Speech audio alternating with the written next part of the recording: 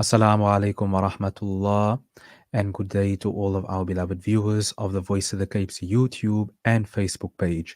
My name is Amir Adams, and of course, we are continuing with the Voice of the Cape's online Matric revision program for this year 2024. And these sessions are proudly sponsored by the Two Oceans Graduate Institute, an accredited online platform where you can become a primary or high school teacher by studying in the privacy of your home. For more details regarding this, you may visit www.togl@.ac.za, or you may call the number 021 829 7015 for more information. And that is, of course, pertaining to our official sponsor for this year's Voice of the Cape's online Matric revision program, which is, of course, being sponsored by the Two Oceans Graduate Institute. Without further ado, it gives me great honor and privilege to be introducing our facilitator for today's paper, or for today's session rather, and that is none other than Muallima Fatima Karbary. She will be giving discourse and guidelines regarding preparation for physics. And for today's particular endeavor, it's not only just physics, but more so pertaining to Newton's law. So as a reminder to all of the parents out there, all the youth out there, the students, those who are in Matric, and specifically those who are doing physics, please forward and share this link with all of the matriculants out there who are preparing for the upcoming physics paper, of course, for the trial examination period, and of course, later in the year for the NSC exams. And we make dua and pray that God Almighty Allah grants all of our matriculants all the success as they prepare for the upcoming examinations. Without further ado, as I indicated, it gives us great honor and privilege to be handing over and calling upon our esteemed facilitator for today, none other than Muallima Fatima Karbary, will facilitate today's session and give us guidelines and advice and discourse as to how we can prepare for physics, inshallah ta'ala. Without further ado, we hand over to Muallima Fatima Karbary. Assalamu alaikum wa rahmatullahi wa barakatuh. I pray for him as well, alhamdulillah, and that the study preps are also going well. Today, inshallah, we will be focusing on Newton's second law, which always seems to be question number 2 in your exam paper. We're specifically going to be working through the November 2023 NCS National Senior Certificate exam. So this is the latest one, the one that the matriculants wrote last year. So it's very nice, alhamdulillah, to do preparation via looking through previous examination papers. This is the best way one could possibly study. So we look at question 2, right? This will be question 2 of the November 2023. Okay, if you want to just refer to it, question 2 of the November 2023 physics paper 1. So let's just look at, I'll just place the question in front of us, if you can see it here on the screen. So let's read through the information. It says, 2 blocks A of mass 4 kilograms and B of mass 9 kilograms are connected by a light inextensible string. The blocks are held at rest on a plane which is inclined at an angle of 35 degrees with the horizontal. A constant force F acting parallel to the plane is applied to block B, as shown in the diagram below. The blocks now accelerate up the plane at 2 meters per second squared. And so we have a diagram here which they've illustrated for us. You have block A over there, 4 kg. There's a string between the blocks, block B, 9 kg. You can see it's being pulled parallel up the slope by a force F. And we see the slope, the incline of the slope, it's an incline of 35 degrees Celsius. Sorry, 35 degrees. So the first question that I ask over here, 2.1, it's often your theory question. For 2 marks, it says state Newton's second law of motion in words. This is oftentimes in the previous exams, it's always there. So make sure to memorize this.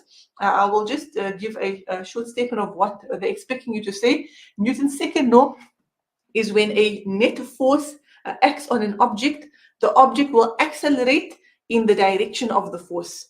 And the acceleration is directly proportional to the net force, and it's inversely proportional to the mass of the object. So this definition you'll find in your textbooks. Make sure to memorize it. It's 2 marks. That might not be a lot, but every mark counts. You know, that mark can be the difference between a B and an A, or it can be the difference between a C and a B. So make sure to memorize it. It will most likely come in your upcoming exams. Then they give further information, and they say the kinetic frictional forces acting on block A and B of 5.88 newtons and 13.23 newtons respectively. Respectively meaning that the 5.88 newtons is being applied on block A, and the 13.23 newtons of friction is being experienced by block B. And then question 2.2, they say for 4 marks, draw a labeled free body diagram showing all the forces acting on block A. Okay, so they want us to draw a labeled free body diagram showing all the forces acting on block A.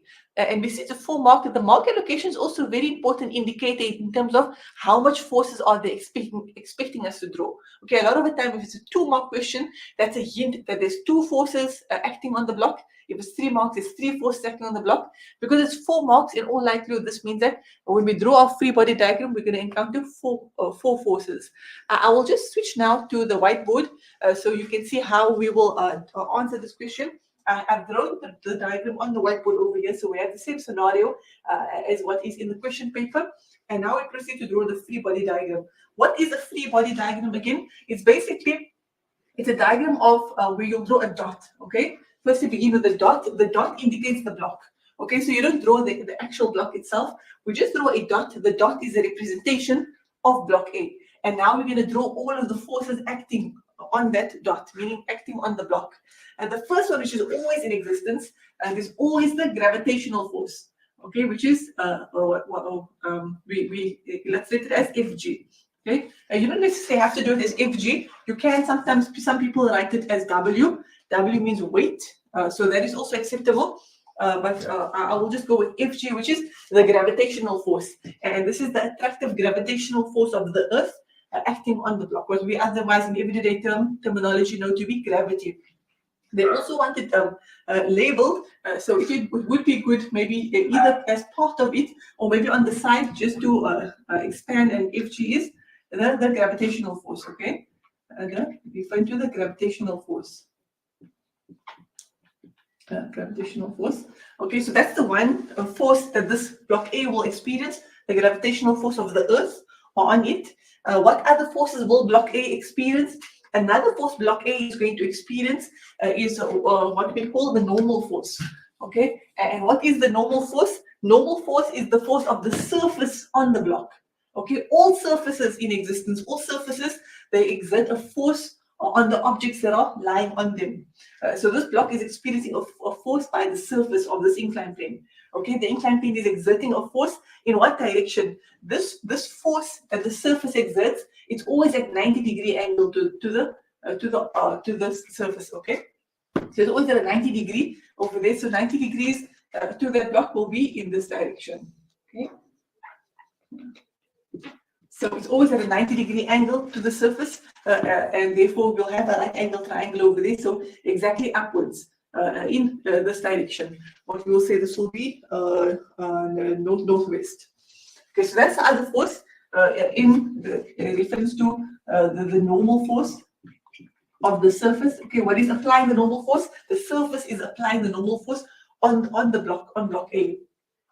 Okay, so now we know it's a 4-mark question, which means there are 2 other forces we need to add. Thus far, we have 2. We have Fg, gravitational force. We have normal force that is acting perpendicularly on the box. The other force will be tension. Okay, the tension of the string. Right, you see there's a string joining block A and block B. Okay, let's just write this string. So all strings, right, they always contain a tension force within them. What direction is block A experiencing a tension?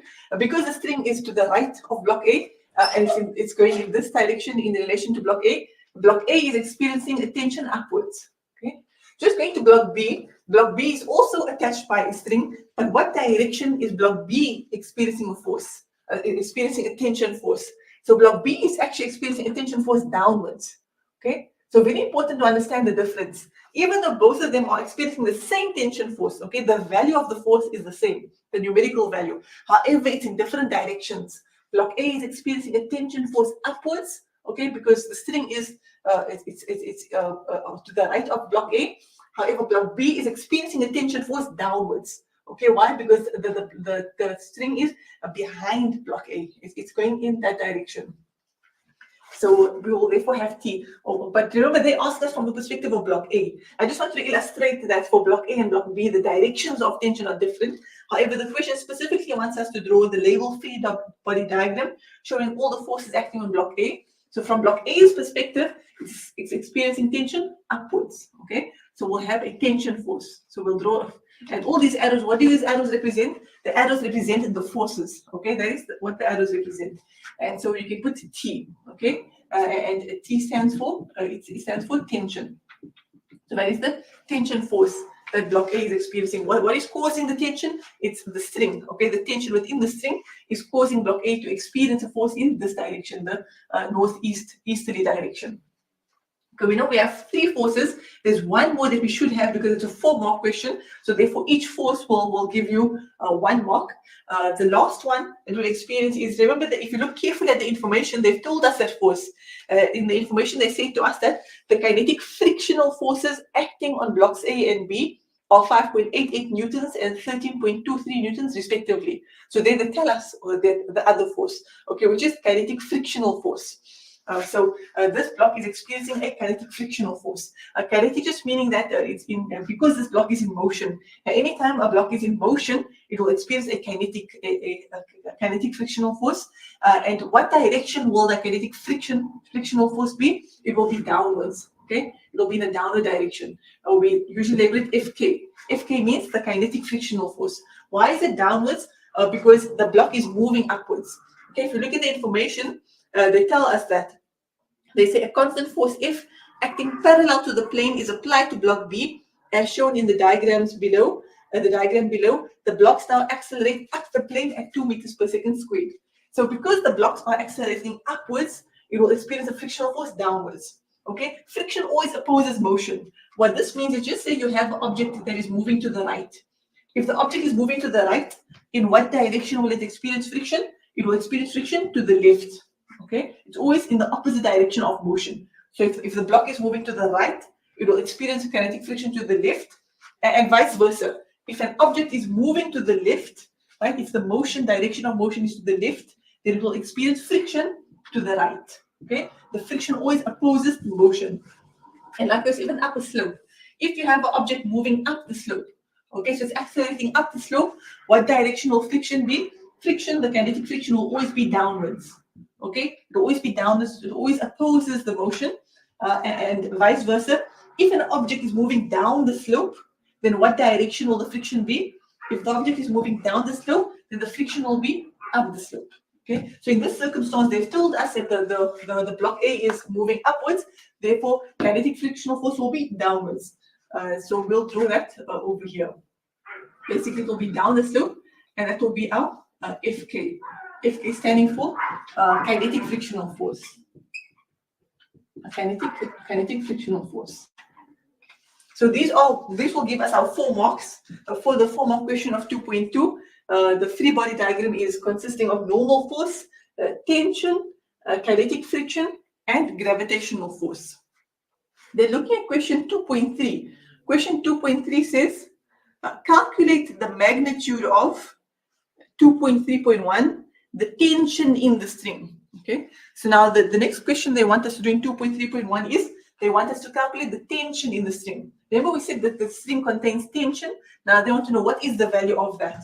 Right? We have to give them the numerical value of what is the amount of tension that is contained within the string. So we'll keep our free body diagram here. It's very helpful in terms of comparing where the forces are in relation to each other. And let's just make a note. We're busy with 2.3.1. How much marks is this question? It's a 4-mark question. Okay, so if they ask you a question like this, calculate the tension in the string, how do we go about answering this? I would advise that if you are following along on the video right now, to please keep a formula sheet in front of you. In the exam, the formula sheet is your best friend. Okay, it's absolutely your best friend. It's what you're going to need to guide you along as you go through the paper. And because you're doing Newton's laws, right? What section in the formula sheet is going to be relevant for us? It will be force. Okay, so Newton's laws, that on the formula sheet where you receive all of the formulas, the section that will be relevant for you and helpful to answer question 2's Newton's laws is the area on your formula sheet which says force. Okay, and if you look over there, you'll have all the formulas relating to force, and these are all the formulas relating to Newton's laws. So to answer in terms of tension, calculating the tension in the string. Which of these formulas will be most useful for us? The formula that's going to be for what I call your best friend is F net is equal to M times A. Okay? F net is equal to M times A. Okay. Let's just keep in mind, what are we calculating now? Tension. Okay, we're putting T question mark. So we're looking now for the tension in the string. What is the amount of tension in the string? So in order to answer that, or any question similar to that, this is a very valuable formula. This is the formula you get used to answer that question. Okay, F net is equal to M times A. What does F net mean? Net means total. So F net stands for the net force, the total force. Okay, the total force that the block is experiencing, it is equal to MA. M stands for mass. Okay, M is the mass of the object, and A stands for acceleration of the object. Okay, so total force is equal to mass of the object multiplied by the acceleration of the object. These two aspects are very easy for us to fill in. They gave it to us. We know the mass of the object. Okay, we're looking at it from the perspective of block A, because we already have a free body diagram for block A. We have T over there. We know how T is located. So from block A's perspective, the mass of block A is 4 kg. So we know what M stands for. And the acceleration of block A, that they've also given to us. Okay, if you look at the information given to us in question 2, they say a constant force F acting parallel to the plane is applied to block B as shown in the diagram below. The blocks now accelerate up the plane at 2 meters per second squared. Okay, so we know what A is. They told it to us. They said the blocks accelerate up the plane at 2 meters per second squared. So that's nice. We know what these values are. But now, what do we fill in by F net? When they say total force, what is the total force? Okay, so we need to actually look at it from a perspective that is relevant to us. What are we looking for? We're looking for tension. Okay, that's what we're looking for, tension. So when you talk about total, you can either only discuss total in the x direction, or you can discuss the total in the y direction. Okay, over here, let's consider everything on this plane. We'll consider this in our x direction. Okay, so this is our x direction, and everything in this direction over here, we will consider it our y direction. Okay, so that's what we mean when we say F net. You can only consider F net x. Okay, the total forces in the x direction, or you can consider it to be F net y, meaning all of the total forces in the y direction. Okay, is it okay? Is it acceptable for me to put that the F net, the total forces, is a normal plus tension plus Fg plus Fk? Is it allowed for me to do this? No, this is not allowed, right? This is not possible. Why? Why can't I do this? Why can't I say the total force is N plus T plus Fg plus Fk? Because I'm mixing up the horizontal and y directions. Okay, I'm mixing up the normal force is a y direction, tension is an x, it's in this plane, the x plane, and Fg is in also in the y direction, and Fk is in the horizontal plane. So you can't do this. We have to only consider all of the forces in our horizontal plane. Well, I know it's not technically actually horizontal. Let's call it the x-axis. Okay, this plane over here. So we add up all of the forces in this plane. Why are we adding up all of the forces in this plane? Because we're looking for T, right? And T lies in this plane over here. So because tension is what we're looking for, we have to add up all of the forces lying on this specific plane over here. This Fg, though, it's a bit of an inconvenience because this doesn't fall in either of the planes, right? This Fg goes directly downwards. It doesn't exactly fall in the horizontal in this x plane, nor does it fall exactly in the normal plane. But that's fine. What we can do with this Fg, which is the gravitational force downwards, is divided into two components. Okay, we're going to divide it into a parallel component, a component parallel to the plane, and we're going to also divide it into a component perpendicular to the plane, right? So let's just look at the actual block itself, right? The actual block goes like this, okay? So we have the actual block over here. What is it experiencing? It's experiencing a gravitational force of the Earth directly downwards, okay? So the actual force of the Earth is directly downwards. However, we can break it up into a component perpendicular to the plane. How does that look? Here.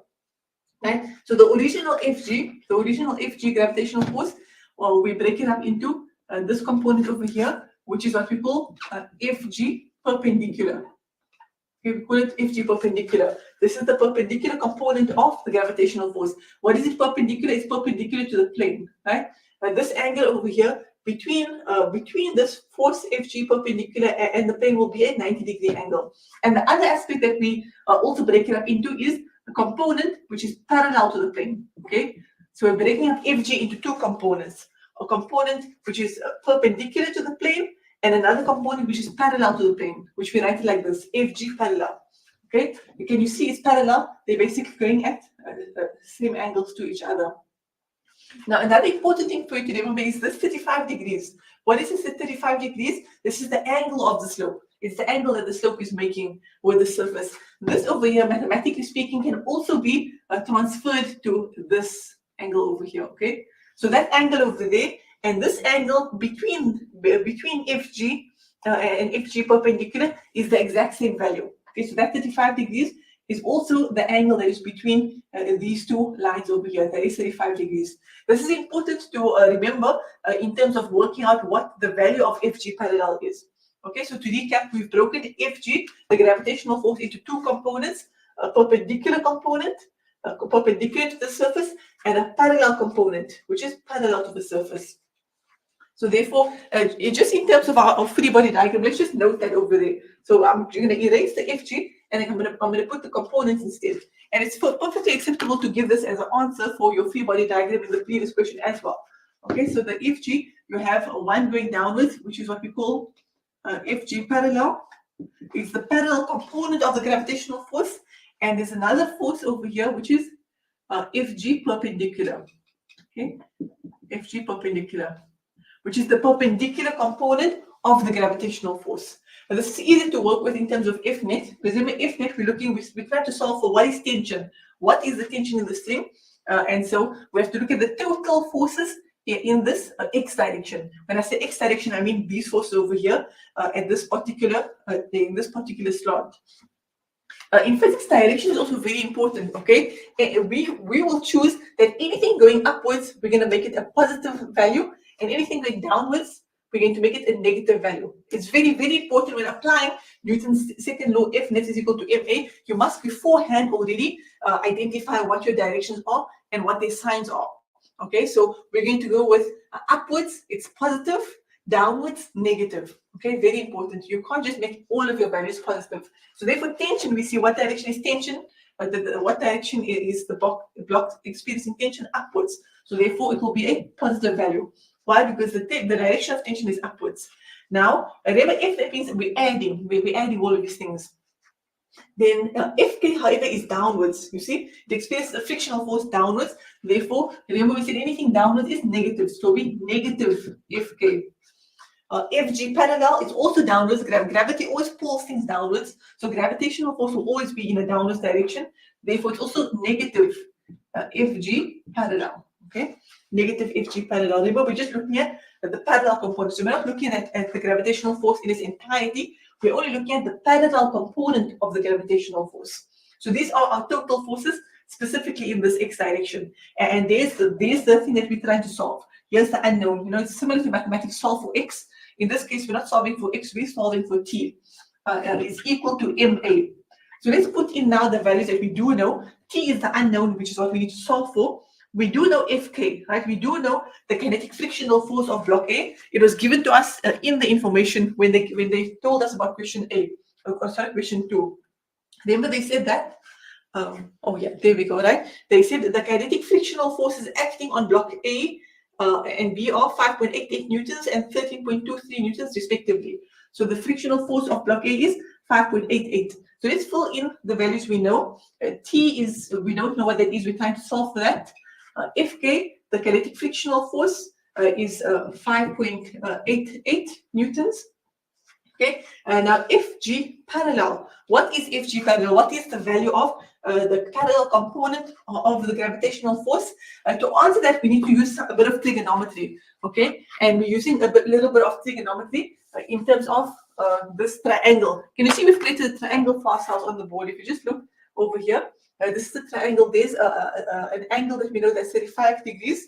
Here's one, the Fg perpendicular. This side over here is Fg parallel, and then we have Fg. You can see this, the angle between Fg perpendicular and Fg parallel, that itself is also a right angle triangle. Okay, these two, FG perpendicular and FG parallel makes a right angle with each other. Therefore, can you remember from mathematics? Anything that's opposite anything that is opposite the right angle triangle is hypotenuse. Right? Anything lying opposite the right angle triangle is hypotenuse. So therefore, FG, this line over here, which is FG gravitational force, is the hypotenuse. Let's put H. So you remember that is the H. Okay. And now, do you remember from mathematics? What do we call the thing that is opposite the angle? We call it opposite, right? That's exactly what we call it. Anything opposite the angle, any side that is opposite the angle, we call that side the opposite. So I will just write the O over there. Okay. And so the FG is the hypotenuse. And automatically, if FG is hypotenuse, if FG parallel is the opposite, then what is FG perpendicular? That is automatically the adjacent. Okay. In mathematics trigonometry, we call that side that is not the hypotenuse, that is not the opposite, we call it the adjacent to the angle. Okay. And now remember, what are we trying to figure out? We're trying to figure out what is the value of FG parallel. And so we need to use trigonometry to figure that out. Do we know the value of the original FG, the gravitational force? Yes, we do. We can figure it out. Okay, what is FG equal to? The formula, which you can also find on the formula sheet if you can't remember it by memory. Let's see, will you find the yes? Yeah. On the formula sheet, they actually have it as W. Remember, we said you can either call it FG gravitational force or you can call it weight. They refer to the same thing. Okay, the FG and W is referring to the exact same thing, gravitational force. So on the formula sheet, you actually have it as W is equal to, but it's however the same thing. What is the formula for this? It's equal to mg. Okay, so the gravitational force of any object is equal to mg, which is its mass times the gravitational acceleration. That is how you calculate the gravitational force for any object. Its mass times the gravitational acceleration. Okay, so we know what FG is, right? And so now we need to figure out the opposite. So we have to think of trigonometry. In trigonometry, what are the various ways you figure out opposite? Remember, in trigonometry, you have sine theta is equal to O over H. You have cos theta is equal to A over H. And then you have tan theta is equal to O over A. O over A is tan over. Yeah, that's how I remember it. I remember it like sin no, cos and tan over. That is just my way, but I'm sure you can use any way that how you personally prefer to remember it. So we're looking for FG parallel, which is the opposite in this triangle scenario. So we need a formula to use that has opposite in it.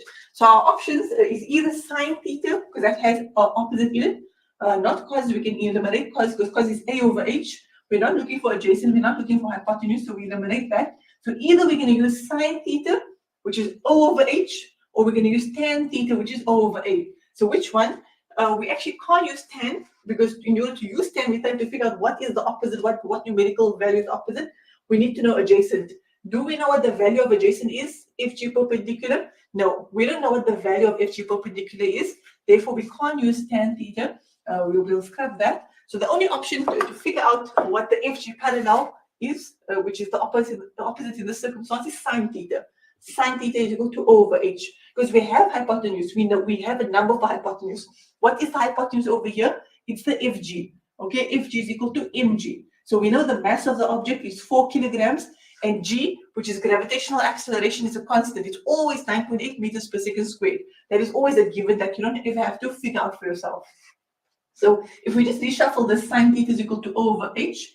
What is O equal to? If we just need to take the H over to the other side. How do we take it over to the other side? Basically, if you think back to mathematics, we get rid of the H by timing by itself. Because anytime you have a value in the numerator and the same value in the denominator, what's going to happen is going to cancel out.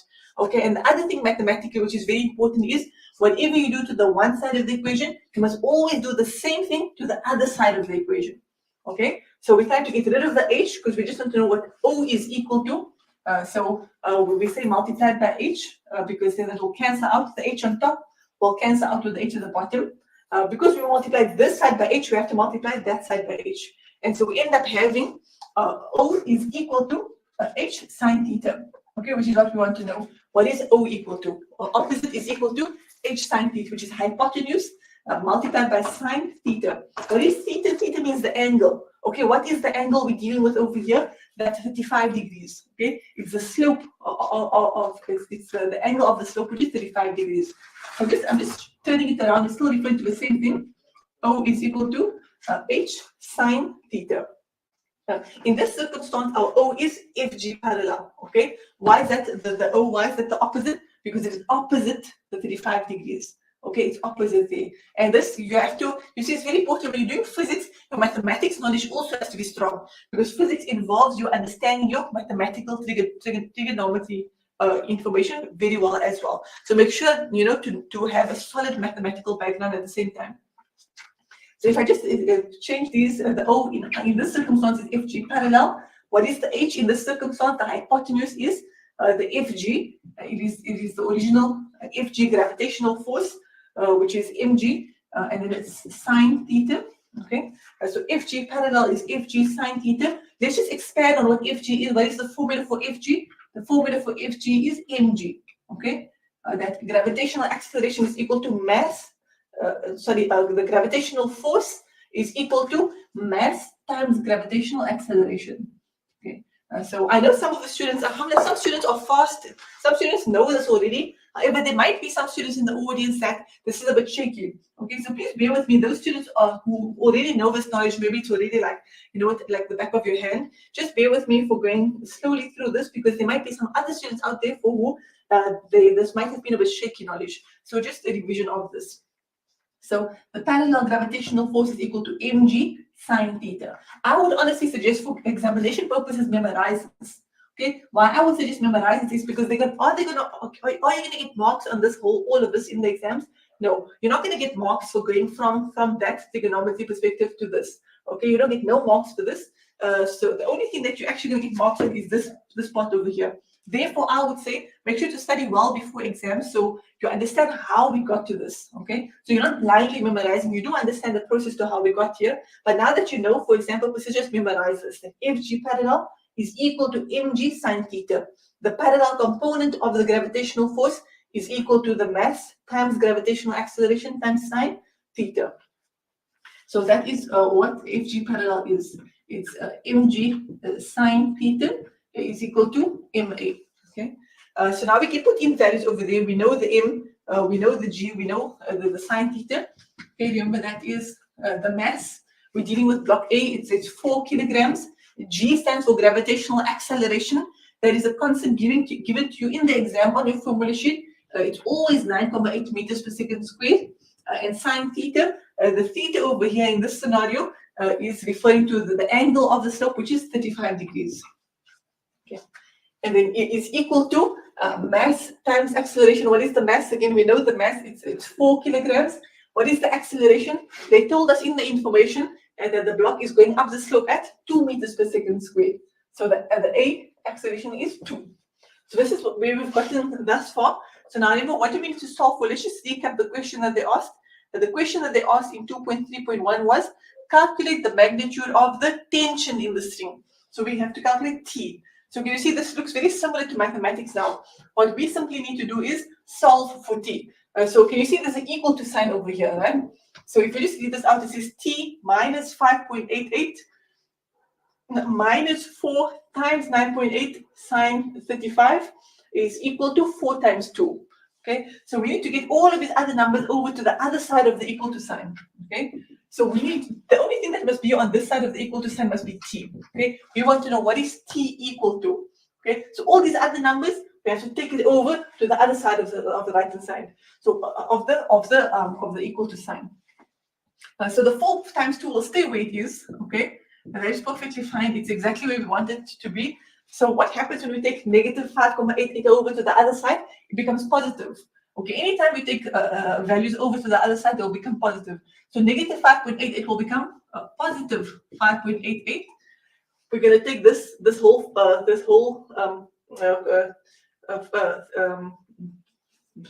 compound over here over also the 4 times 9.8 times sine 35. We're going to take this over to the other side of the equal to sign. Again, same thing happens. This negative in front, when we take it over, it will become positive. Okay, so that will become positive 4 times 9.8 times sine 35. Okay, so we've taken all these values over to the other side. Therefore, their signs changed.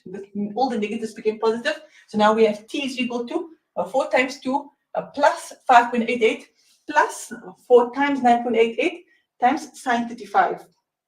If you put this in your calculator and make very sure to double check your answers carefully so you don't have any mistakes, this should give us a value of 36.36 newtons. Okay, and that is our final answer. The tension in the string is 36.36 newtons. And that's what will be required to answer the question. Let's just check this question that we did. It was a 4-mark question. Okay, so what will we get the 4 marks for? You'll firstly get a mark for putting this formula down. Okay, putting this formula down. You can either they actually allow you to either put this formula down, or you could put this formula down. Okay, but as long as you put some form of formula down, that's very important. One of these, and thereafter you'll get a mark for substituting it with numbers. Okay, so substituting the values inside of all the mg, the fk, and such. That's the other perspective that you get a mark for. And you also get a mark for putting in numbers by MA. The 4 times 2, you'll get a mark for that. And then lastly, you'll get a mark for the final answer. Okay. This memo that I'm looking from, you can find it on the government website. Okay. If you just put into Google, or I also requested VOC to have it on their website. So inshallah, if it's uploaded there, do check on the website. If not, all these NCS November 2023 examination papers is on Google. You can just Google physics Matric November 2023 and this will show up. So please do look at the memo as well to see how they give mark allocations for these sums. Then going on to question 2.3.2, which is a 3-mark question. Question 2.3.2 says, calculate the magnitude of the force F. Okay, so now they want us to calculate the magnitude of the force F. Where is force F? Force F is over here. Right? Can you see on the diagram? It's being pulled up. Let's just read the information again. They say a constant force F acting parallel to the plane is applied to block B, as shown in the diagram below. The blocks now accelerate up the plane at 2 meters per second.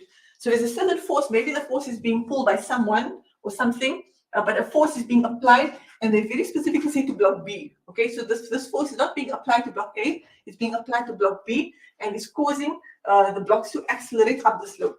So now what they want us to do is calculate the value of F. What is F? What is the amount of F? So again, to answer this, we'll once again use the very important formula of F net is equal to M times A.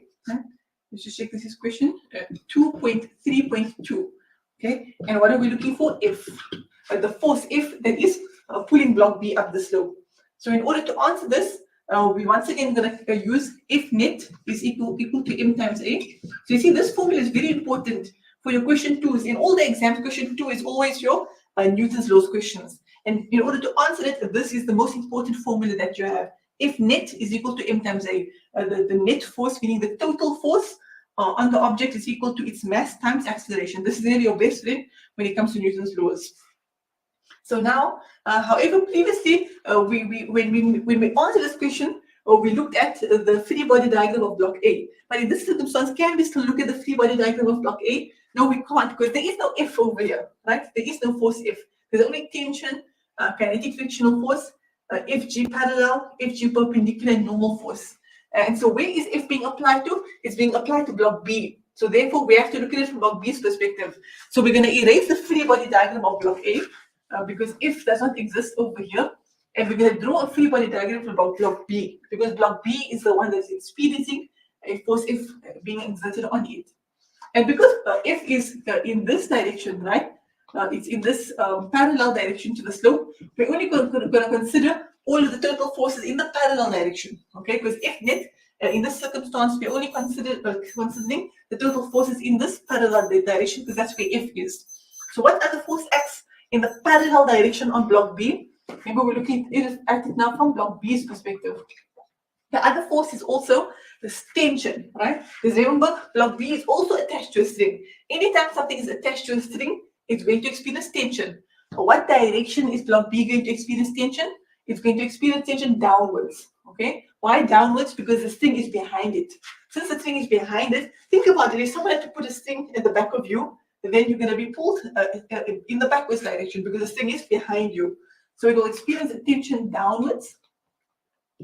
Similar to block A, block B will also experience friction, okay? Because they've told us that it has a frictional force, therefore it's experiencing friction. Because block A is moving upwards, the friction will be downwards. Because remember, friction is always in the opposite direction of motion.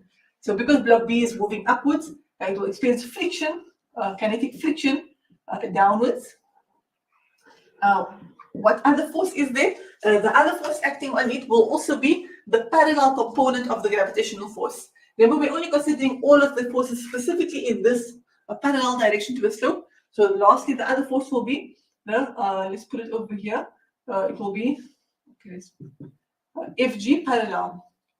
And remember, all blocks will always experience an FG parallel force downwards, which is the parallel component of the gravitational force, which causes the block to experience a gravitational force downwards.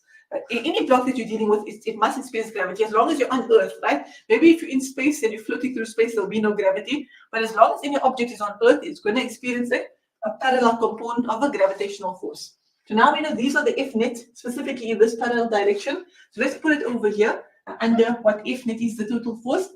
Very important again, we're taking up any object that is going, so any force going upwards, if we're going to consider it positive, any force going downwards, we're going to consider it to be negative. Very important to identify this before we put in our symbols. So if it's an upwards force, so it's going to be positive F. Everything else is downwards. FG parallel downwards. Tension, the block is experiencing a tension downwards. FK is experiencing a kinetic frictional force downwards. So all those other values will be negative.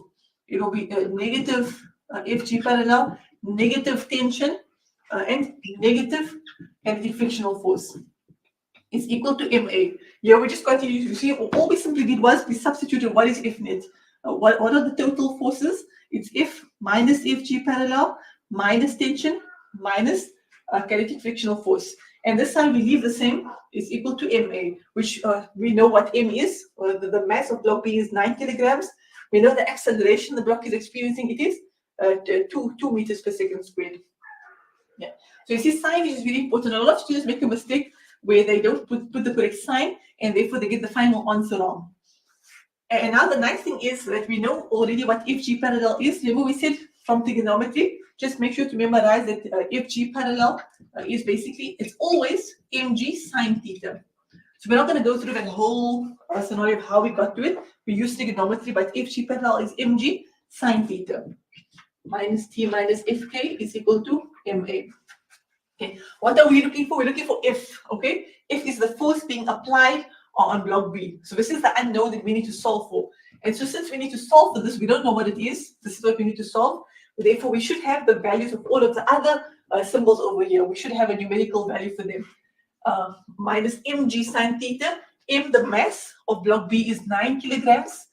G stands for gravitational acceleration. There is a constant, meaning it's always 9.8, okay? It's always 9.8 meters per second. This value is given to you in a formula sheet in the exam. So you don't have to memorize, it will be given to you as part of your formula sheet. Sine theta, theta, that over there refers to the angle of the slope, which we see the angle of the slope is 35 degrees. Minus tension, this tension, we know the answer to it. We calculated it in the previous question. Remember, we already calculated what this is in the previous question. So you just go back to your previous answer, and the tension we found was 36.36 newtons. Minus Fk, Fk referring to the kinetic frictional force of block B, which they've given us in the question information. They said block B has a kinetic frictional force of 13.23 newtons. Okay, so where did we get 13.23 newtons? This was given to us in the information. They said to us that the kinetic frictional force acting on block B is 13.23. Is equal to MA. M is mass of block B, which is 9 kilograms, and A stands for acceleration that block B is experiencing. They said to us in the information in question 2, there is 2 meters per second squared. So that 2 was also given to us in the examination question, that the blocks are accelerating up the slope at 2 meters per second squared. So now once again we're solving for F. Okay, so we have only one unknown F, and we try to figure out what is F equal to. So what we need to get to is F is equal to, okay? But to know what is F equal to. So we need to, can you see there's an equal to sign over here? So all these numbers, we must take it over to the other side of the equal to sign. Okay, we want F all by itself. We want to isolate F, and the only thing we want to have on the left-hand side of the equal to sign is just F. all of these other numbers need to be transferred to that side. Okay, transferred to that side. Now, important to remember is whenever you transfer numbers to the other side of the equal to sign, the sign changes. Okay, meaning that negatives become positive. When you take a negative value over to the other side of the equal to sign, it will become positive. If you take a positive value to the other side of the equal to sign, it will become negative. Okay, so the signs always swap around. So over here, already on the right-hand side of the equal to sign, we already have 9 times 2. So that will stay there. Okay, we keep that there. That's exactly where we want it to be. Now we need to take this whole value over here over. Okay, and can you see there's a negative? So when you take it over to the other side, the negative will become positive. So that whole value over there will become positive. 9 times 9.8 times sine 35. Okay, so that whole thing, we took it over to the other side of the equal to sign. When that happened, the negative became positive. Likewise with this, when you take negative 36.36 over to the other side of the equal to sign, the sign will change. So the negative will become positive, positive 36.36. And likewise with this, negative 13.23. When you take it over to the other side of the equal to sign, it will become positive 36.36. Okay. So what we've done here is we've simply taken all these values to the other side of the equal to sign. Why did we do that? Because we tried to solve for f. We want to know what is f equal to. So the only thing we want on the left-hand side of the equal to sign must just be f. Okay, f is equal to 9 times 2 plus 9 times 9.8 sine 35 plus 36.36 plus 13 plus this value will be at 13.23. Okay. And now when you put all of these values in the calculator, the answer you should get for this will be, let's see what they say, it will be 118.18 newtons. Okay, so that will be the value for all of, when you add up all of these values over here. That F is equal to 118.18 newtons. So that is the answer to question 2.23, which was 2.232, which said calculate the magnitude of force F. So now we know this force over here that is pulling block B upwards. The value of this force is 118.18 newtons. And how did we solve it? To recap, we solved it using this very important formula. F net is equal to MA. So you see, we use this to answer question 2.3.1 and also 2.3.2. So a very, very important formula that you use for question 2. F net is equal to MA. The net force, meaning the total force, is equal to the mass of the object multiplied by the acceleration of the object. Okay. Am I good on time? Okay, hopefully I'm good on time. 2.4.2, which is just a theory question, so it won't take long. 2.4 says the angle that the plane makes with the horizontal is now decreased. And then 2.4.1 says, how will this change the kinetic frictional force acting on block A? Choose from increase, decreases, or remains the same. And then 2.4.2 says, explain the answer to question 2.4.1. Okay, so let's just erase this. Let's just recap again. What is it asking in question 2.4? They're saying that the angle that the plane makes with the horizontal is now decreased. Where is the angle that the plane makes with the horizontal? They're talking about this over here. Remember, what is the original angle? The original angle was 35 degrees. Okay, so the angle between this plane and this horizontal ground over here is 35. So now they're saying, just imagine, okay, hypothetically speaking, just imagine that this angle is decreased. So it's no more 35, it's less than 35, right? It's decreased. So maybe it's 30 or maybe it's 20 degrees. So it's a smaller angle. Okay, so they're saying that this angle has become smaller. And now they say, how will this change the kinetic frictional force acting on block A? Will the kinetic frictional force, will it increase, will it decrease, or remain the same? Okay, so they're asking, how will the change in angle affect the kinetic frictional force? And what is kinetic frictional force? Remember, the Fk is the friction that the block experiences. So they want to know if we decrease the angle of the slope, will the kinetic frictional force, will that increase, decrease, or will it stay exactly the same value? Okay, and they want to also in 2.4.2 we need to explain the answer in terms of how we got it. So let me just tell you what the answer will be. The answer for 2.4.1 will be increases. Okay, the kinetic frictional force will increase. But now, of course, we can't just give an answer. We need to explain why, right? We have to show the proof. Why is the kinetic frictional force? Why will it increase if the angle decreases? If the angle of the slope gets smaller? And the reason for that, which we have to give in 2.4.2, in terms of why the kinetic frictional force will increase, is that you have to look at the formula for kinetic frictional force. And this you'll find on your formula sheet. Okay, if you can just pull out your formula sheet. Let's see where, oh, there it is. Okay, you will see it in your formula sheet, which is this formula. You have to analyze the formula if K is equal to coefficient of kinetic friction multiplied by normal force. Okay, so this over here, this is not a formula you have to memorize. It's given to you in the exams under the section force. Okay, remember there's a section on the formula sheet entitled force. If you go there, you will find this. And this formula states Fk is equal to, so kinetic frictional force is equal to coefficient of kinetic friction multiplied by normal force. However, how does it show the relationship between kinetic frictional force and angle, right? Because that's what we're trying to actually analyze. We're trying to analyze what is the relationship between kinetic frictional force and the theta. Okay, theta meaning the angle. So how we join the two and how we establish a relationship between kinetic frictional force and the angle is just to expand on the normal force. Okay, what is the normal force? Remember, if you look at block A, we didn't draw the forces in the y direction, but let's just draw it. The one force that the block A experiences in the y direction is in, and this is in, right? N is the force of the surface. It's the perpendicular force of the surface on the block. So it's like this, okay? However, what is the other force experienced in the y direction? It's this force over here, which is the Fg perpendicular, okay? This is the other force in the y direction, is the downwards Fg perpendicular, the perpendicular component of the gravitational force. And what you need to remember from physics, which your teacher would have taught you, is that this normal force, it always balances whatever the downward force is, okay? The normal force is always balanced and it's always equal to, okay, what is the normal force equal to? It's always equal to the downward force. And what is the downward force over here? It's Fg perpendicular.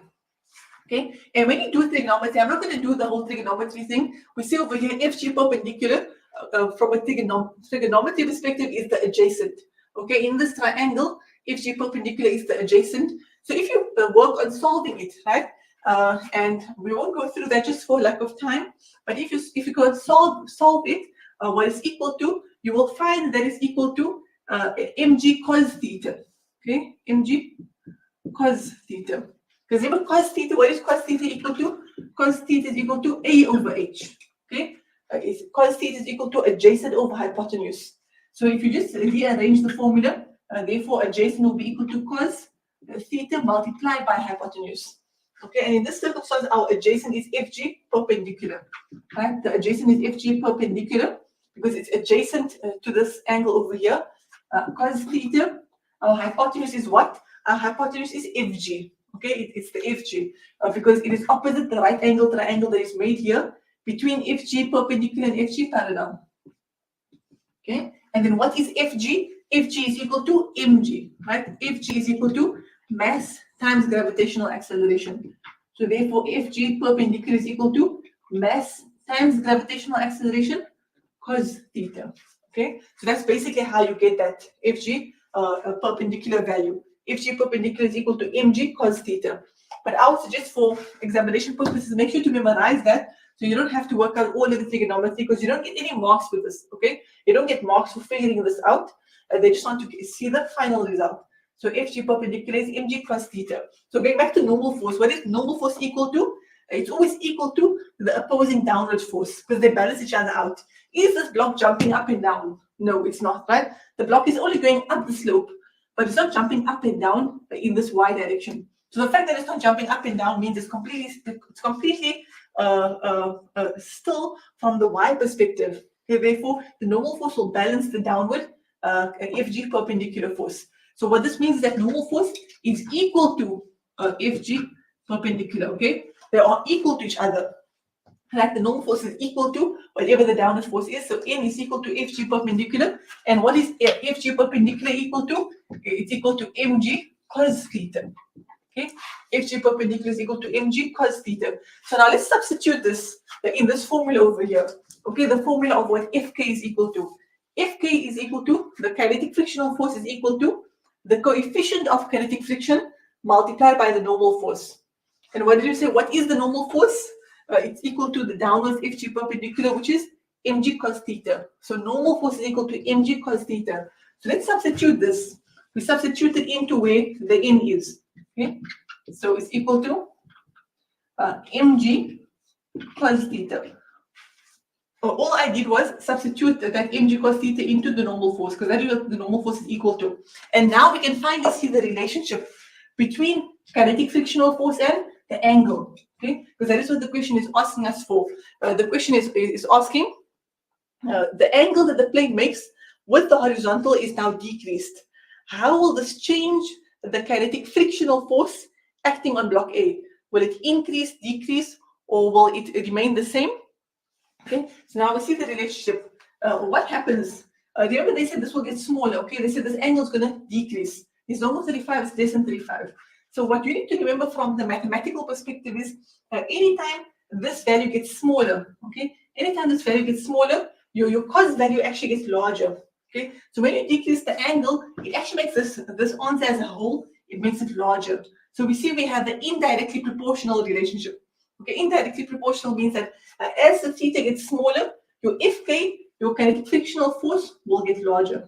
Okay, you can even put this in. You can even put this yourself in a calculator to see that. Put cos 35 and then put cos 20. You'll find that the smaller the angle, the larger your final answer will be. So therefore, it's an indirectly proportional relationship. Let's just see how they want us to word it. How they wanted to word it is you should say that frictional force is directly proportional to normal force. Okay, right? Which means that this frictional force over here, because mg cos theta is equal to the normal force, when this gets larger, then this frictional force will also get larger. Okay. So as this gets larger, then your final answer of what the friction will be will also increase. So going back to question number 2.4.1, our answer will be that it will increase. When you decrease the angle, the frictional force will increase. I will conclude over here. This is a 60-mark answer for question 2. And this is Newton's laws. I hope this gives some clarification, inshallah. And I make dua that Allah allows you to do very well in your exams. And may Allah open your heart and open your mind towards understanding the questions and understanding how to solve the answers. Ameen. All the best, inshallah, with your further studies. Assalamu alaikum wa rahmatullahi wa barakatuh.